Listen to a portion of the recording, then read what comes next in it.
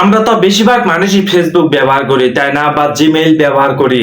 তো সেক্ষেত্রে কিন্তু কি এই ফেসবুক ব্যবহার করার ফলে পরবর্তীতে এই পাসওয়ার্ডটি আমরা ভুলে যাই বা হারিয়ে ফেলি।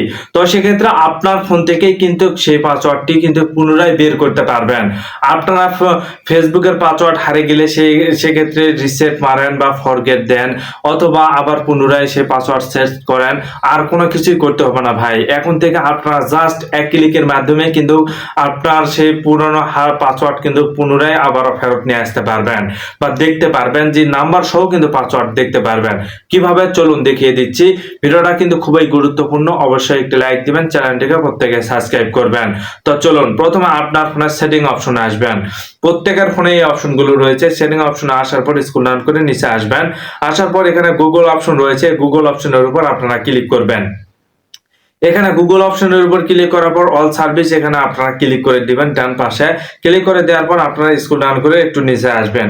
স্ক্রল ডাউন করে নিচে আসার পর এখানে দেখুন অটোফিল উইথ গুগল নামে একটি অপশন রয়েছে। এই অপশনের উপর আপনারা জাস্ট ক্লিক করে দিবেন। এই অপশনের উপর ক্লিক করে দেওয়ার পর গুগল পাসওয়ার্ড ম্যানেজার নামে একটি অপশন রয়েছে ভাই।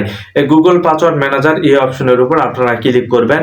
ক্লিক করার পর এখানে সকল প্ল্যাটফর্মের পাসওয়ার্ডগুলো আপনারা এখানে পেয়ে যাবেন। যেমন ফেসবুকের পাসওয়ার্ড রয়েছে, গুগলের পাসওয়ার্ড রয়েছে, রেলওয়ের, ইমোর, যে সকল পাসওয়ার্ড আপনি দিয়েছিলেন এবং দেওয়ার পর সেই পাসওয়ার্ডটি সেভ করে রেখেছেন, এখানে কিন্তু সকল পাসওয়ার্ডগুলো সেভ হয়ে রয়েছে।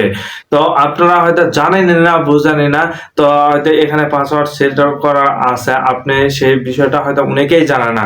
তো যেহেতু ফেসবুকের পাসওয়ার্ড আপনি হারিয়ে ফেলেছেন, তাই ফেসবুক অপশনের উপর ক্লিক করে কিন্তু আপনার পাসওয়ার্ডটি দেখে নিতে পারবেন।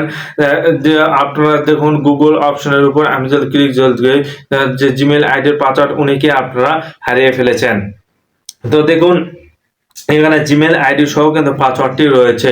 এখানে জিমেইল আইডি রয়েছে, পাসওয়ার্ড রয়েছে। এখানে চোখের মতো আইকনের উপর ক্লিক করে দিলে কিন্তু আপনি এই পাসওয়ার্ডটি দেখে নিতে পারবেন।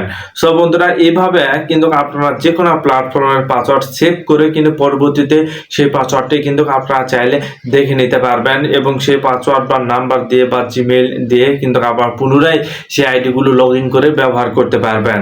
তো এখান থেকে যে ব্যাক দেওয়ার পর এখানে যে দেখুন railway.com, এখানে যদি আমি যদি কি দেই, এখানে দেখুন আমার রেলওয়েতে অনেক দিন আগে আমি পাসওয়ার্ড দিয়েছি এবং নাম্বার দিয়েছি, আমার সেক্ষেত্রে মনেও ছিল না। তো এখানে এসে দেখতেছি নাম্বারও রয়েছে, পাসওয়ার্ডও রয়েছে। চোখের মতো আইকনের উপর ক্লিক করা মাত্র আপনি এই পাসওয়ার্ডটি দেখে নিতে পারবেন।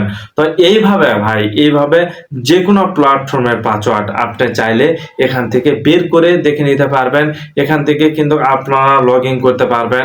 এই পাসওয়ার্ডগুলো এখান থেকে নিয়ে কিন্তু পুনরায় আবার লগ ইন করে নিতে পারবেন।